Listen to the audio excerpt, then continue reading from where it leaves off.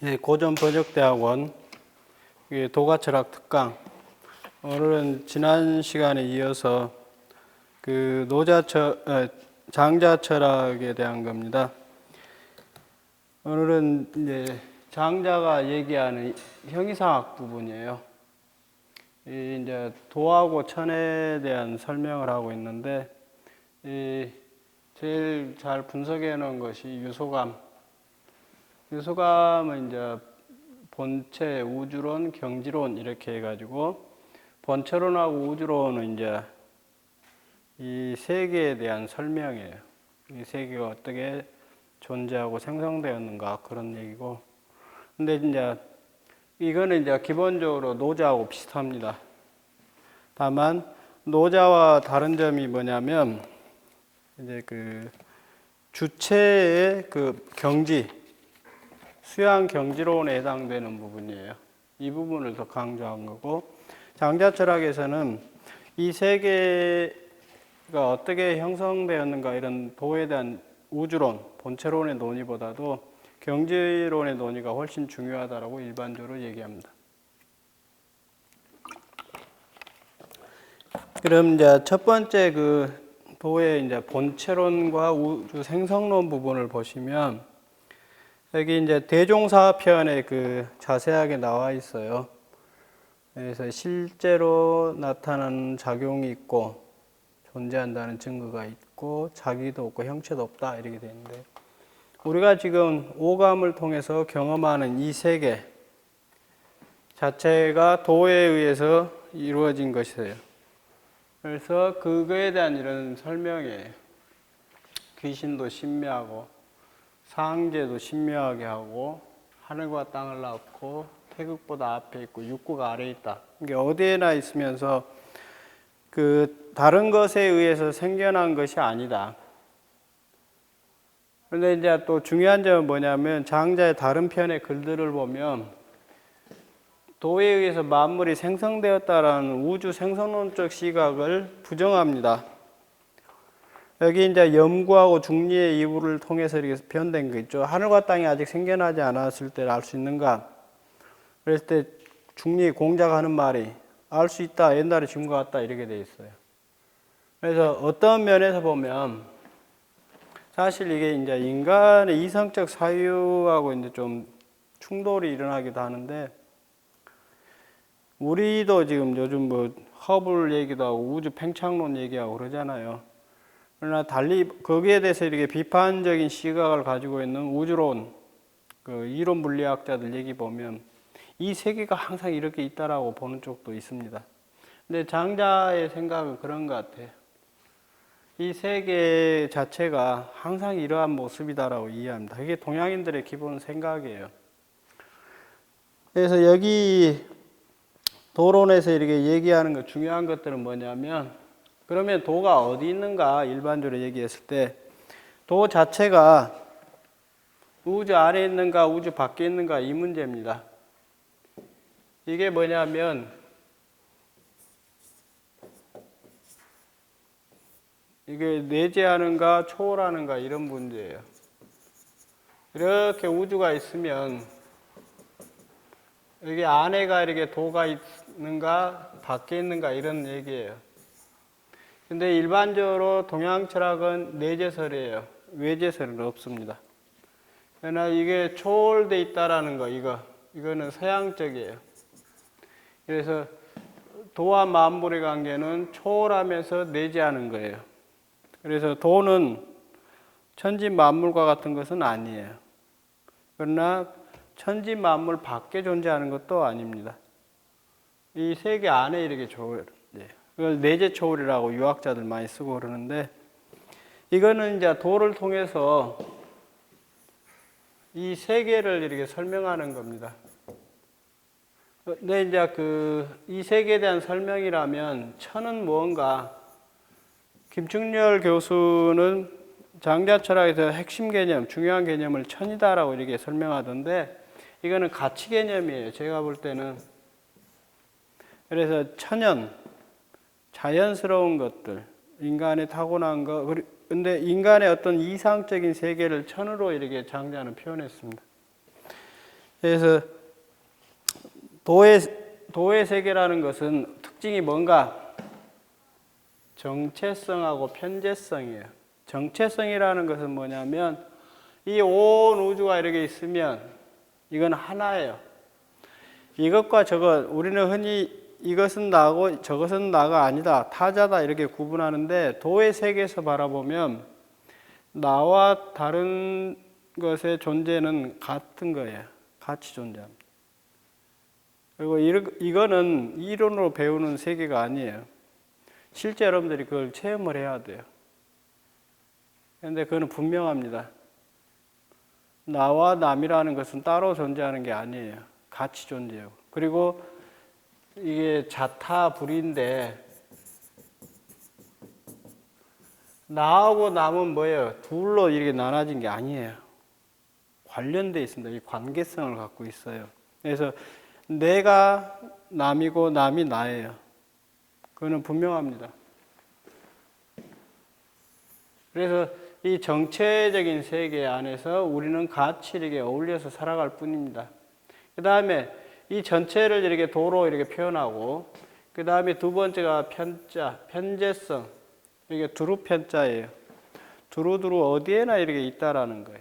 그래서 그 유명한 말 있지 않습니까? 도가 어디 있습니까? 라고 이렇게 자꾸 물어보니까 도는 똥오줌 속에 있다 이렇게 표현합니다.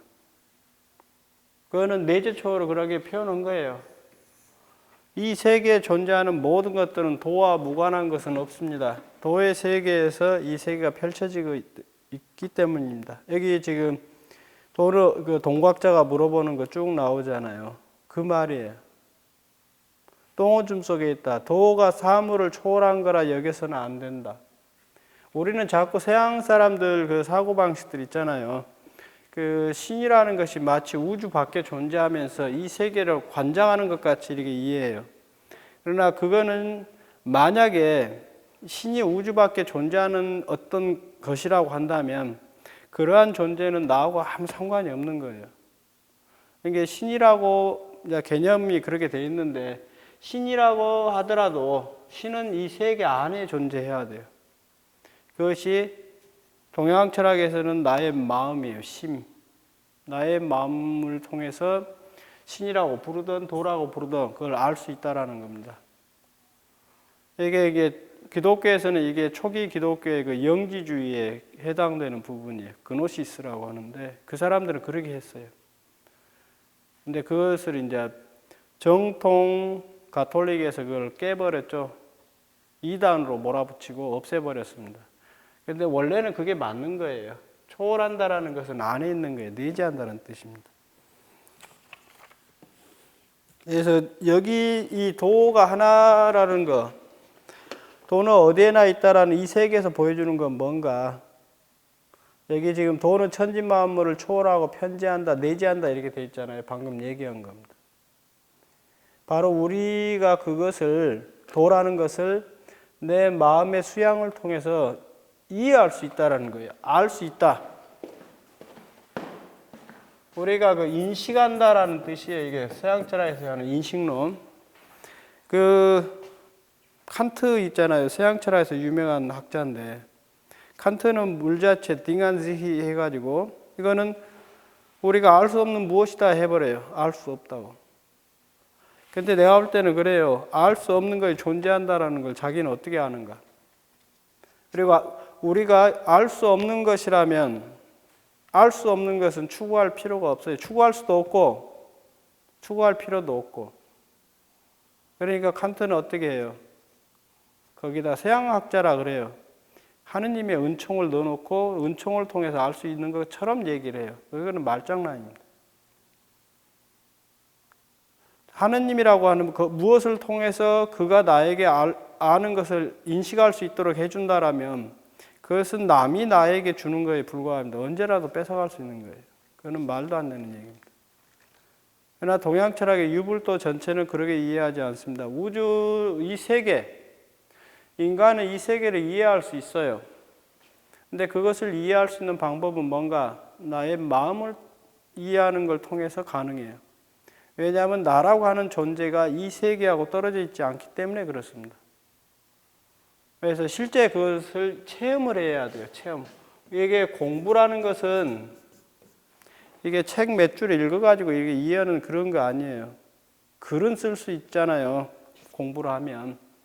글을 쓰고 책을 쓰고 논문 쓰고 이렇게 하겠지만 그거는 공부 아니에요. 그거는 제일 수준 떨어지는 제일 낮은 단계의 공부들이 그 수준입니다. 근데 그걸 넘어서서 해야 할 건 뭐냐? 공부는 체험이에요. 체득한다 그렇게 쓰잖아요. 실제적으로 자기의 마음을 통해서 이해해야 돼요. 이게 그 유학자 중에 보면은 그 주의도 그러고요. 왕양명이도 그러고. 왕양명이는 뭐 용장에서 깨달았다는데 깨달았다라는 게 다 저런 것들이거든요. 그래서 체험을 통해서 이해해야만 알 수 있습니다. 이게 이제 지금 얘기 드린 것이 이 경지 문제예요. 인생의 경지. 여기 몽배원 선생이 전번에 우리 학교에도 왔었는데 장자 철학에서 중요한 것은 이런 것이 아니다. 경지론의 문제다. 마음. 주체의 마음을 통해서 진리를 이해할 수 있다. 그게 진리냐 아니냐 그것도 사실 무의미한 질문인데 아무튼 제일 중요한 것은 마음을 통해서 이해하는 거예요. 그리고 그러한 마음을 가졌을 때 온 우주 안에서 하나의 일기 이렇게 됐죠. 조물자와 함께하는 사람으로 천지 하나인 기에서 논인다. 온 우주 안에서 노는 거예요.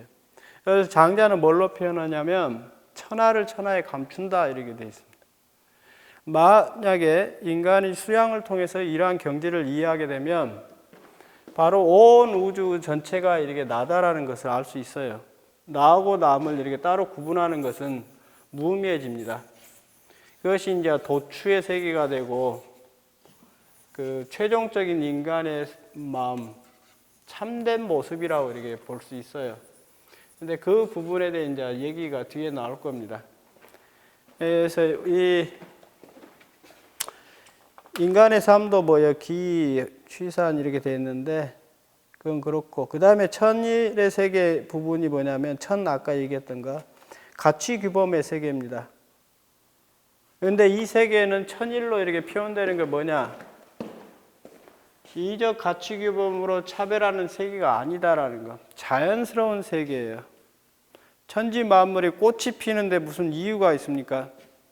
인간이 이 세상에 태어나는데 이유가 있어요. 그냥 자연스럽게 태어나고 자연스럽게 죽어요. 꽃 피고 봄이 오고 여름, 가을, 겨울 이렇게 오고 순환하는 이 우주 자체가 그냥 자연스럽게 그럴 뿐이에요. 거기에는 이유도 목적도 없습니다. 그 다음에 이 세계는 또 하나예요. 아까 얘기한 것 같습니다. 하나이기 때문에 온 천지가 이렇게 서로 뭐예요? 싸우는 세계가 아니라 공존하는 세계예요. 우리가 상식적으로 생각해도 나라고 하는 것, 이 몸을 나라고 우리는 감각하는데 나라고 하는 존재가 이 세계에 살아가려면 나 아닌 것들이 존재해야만 가능해요. 그거는 전번에 그 장혜익 교수 얘기도 했었어요. 그걸 잘 생각해 보시면 됩니다. 그래서 온 이 세계라는 것 자체는 하나예요. 구별되지 않는 세계입니다. 그게 장자 철학에서 그걸 혼돈이라고 그래 표현했어요. 혼돈. 그거는 서양에서 얘기하는 무슨 카오스가 아니에요. 혼돈이라는 것은 자연적 질서로 이 세계가 운영되고 있는 모습입니다. 그래서 온 우주가 하나예요. 그것을 이해하라는 겁니다. 장자 경지론에서 말하는 도의 세계, 천의 세계라고 하는 것들. 그래서 그 세계는 자연과 인간이 모두 조화로운 세계가 된다라는 거. 여기 혼돈 얘기 여기 쭉 나오죠. 혼돈의 죽음은 천지 만물의 유기적 동태적 평형관계, 질서 조화가 무너졌다. 원래 이 세계는 자연의 세계예요. 그래서 천지 만물은 서로 이렇게 조화롭게 공존하는 세계인데 그 안에서 인간이 국가라는 것도 만들고 지배하고 하는 거, 인간 질서가 개입하면서 자연 질서가 무너져 버린 세계입니다. 그래서 인간이 만들어 온 세계는 자연의 질서를 거스르면서 인간의 인위적 질서를 가지고서 세상을 지배하려고 그런 모습들이에요. 그래서 그 본래의 세계, 혼돈의 세계는 개별 개체 존재들이 평등하고 무차별적이다 이렇게 돼 있죠. 이게 뭐 개인, 사람으로 치면 개인이라고 할 수도 있고, 사람이 되었던 어떤 동물이 되었던 꽃이 되었던 뭐가 되었던 돌이 되었던 아무 상관없습니다. 이 세계에 존재하는 모든 것들은 뭐예요? 평등해요. 모습은 달리하고 있지만 이것이 더 귀하고 저것이 귀하고 그러지 않아요. 그래서 무차별적인 세계입니다. 그러나 혼돈의 세계가 이렇게 무너지니까 네 편 마지막에 나오잖아요. 혼돈의 세계, 혼돈의 죽음이. 이게 결국 여기에서 뭐예요? 재밌어요. 그 내용을 보면. 뭐 서양학자는 또 다르게 해석하는 분도 있고 그러는데 7일 동안에 사람을 본따서 감각기관을 하나하나 여러 개 만들어줬더니 7일 만에 혼돈이 죽어버렸다 이렇게 돼 있어요. 그래서 그 뜻은 뭐겠어요? 원래 혼돈으로 표현되는 천지 만물들이 서로 평등하게 자유롭게 자기에게 주어진 삶을 살던 세계가 인간을 모방하면서 인간 질서로 이렇게 바뀌면서 자연적 질서가 완전히 무너졌다라는 거예요. 그래서 장자 네 편의 끝허리 글 혼돈의 죽음으로 보면 매우 비극적이에요. 장자는 자연 질서 회복이 불가능할 것이다라고 보는 것 같아요. 혼돈의 죽음의 내용을 보면. 근데 그거는 이제 인간들, 우리들이 살아가면서 어떻게든지 이런 세계를 이제 회복하는 것이 중요할 거예요.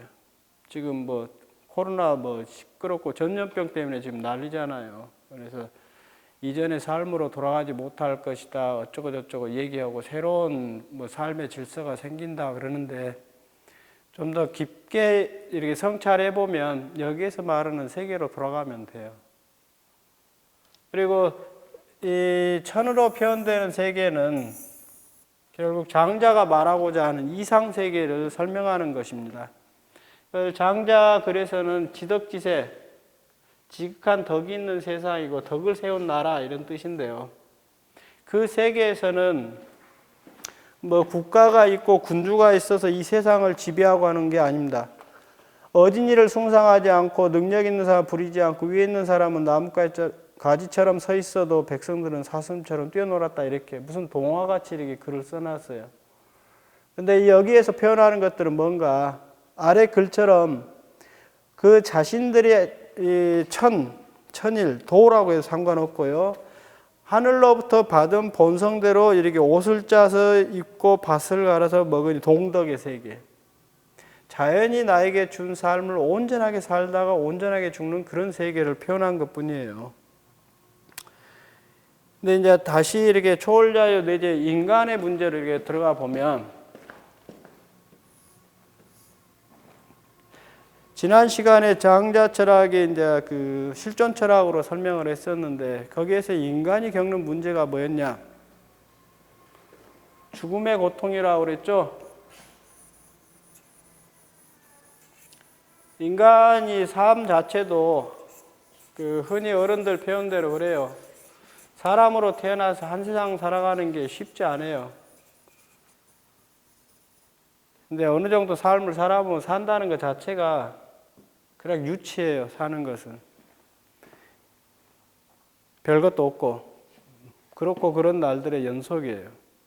근데 인간이 삶을 살아가면서 수많은 고통을 겪고 또 가장 궁극적인 문제는 뭐냐면 죽는다라는 고통을 겪어야 돼. 개인으로서. 개인이 겪는 고통을 그러게 되고 그 다음에 인간은 아까 얘기한 것처럼 자연적 질서에서 살아가는 게 아니라 인간 사회가 만들어놓은 질서가 또 있어요. 그 속에서 삶을 살아갑니다. 이게 사회규범이죠. 예법이라고 하는 거, 유학자들 얘기하는 거. 근데 거기에서 군주로 표현되는 국가폭력들, 그리고 지식인들로 표현되는 그 사회에 권력을 쥐고 있는 자들이 보여주는 그 폭력.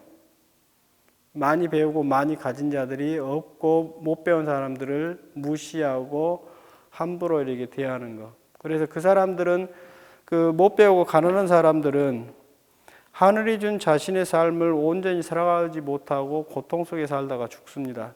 그것을 어떻게 극복할 건가예요. 이게 실존적 문제입니다. 그랬을 때 이게 이제 초월이에요. 첫 번째가.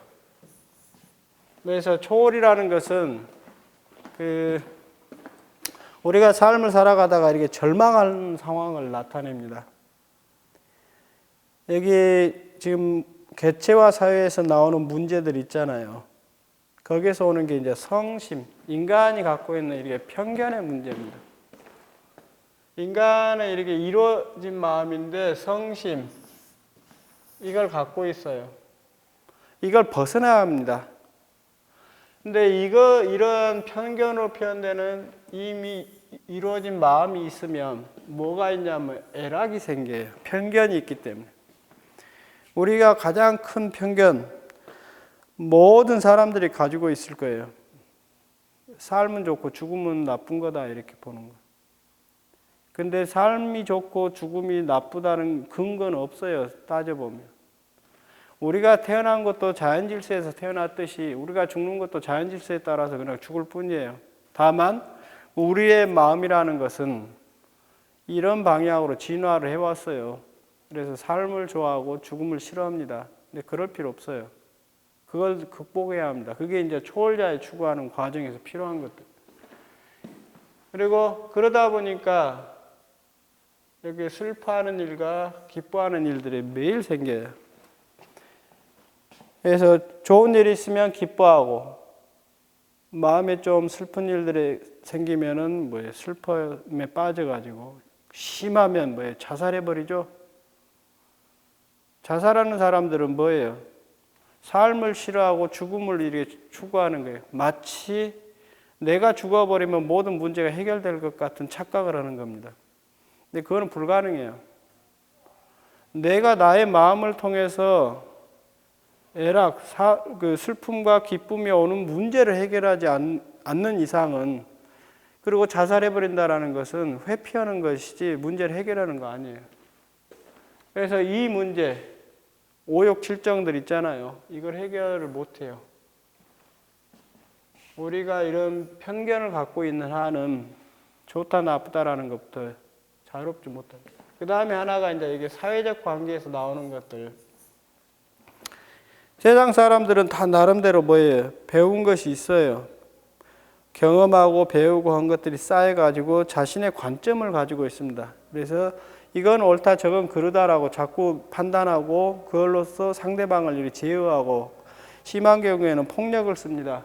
근데 그것도 뭐예요? 결국은 다 여기서 나온 거예요. 그래서 이걸 깨부수지 않는 한은 이 문제를 해결 못 합니다.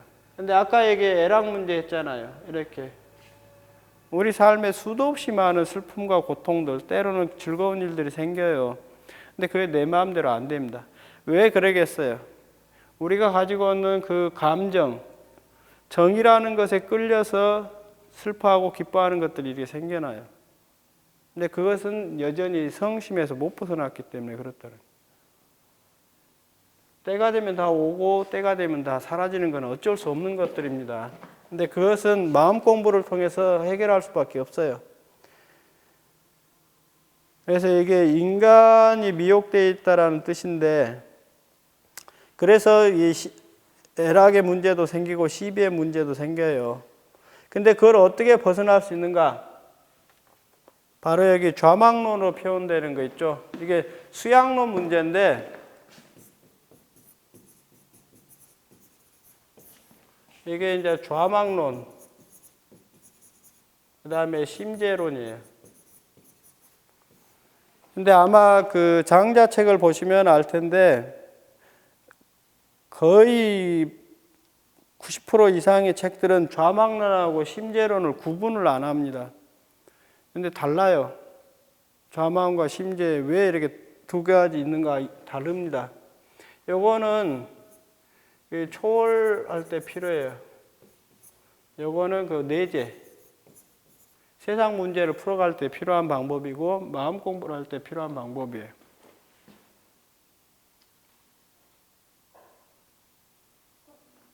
네?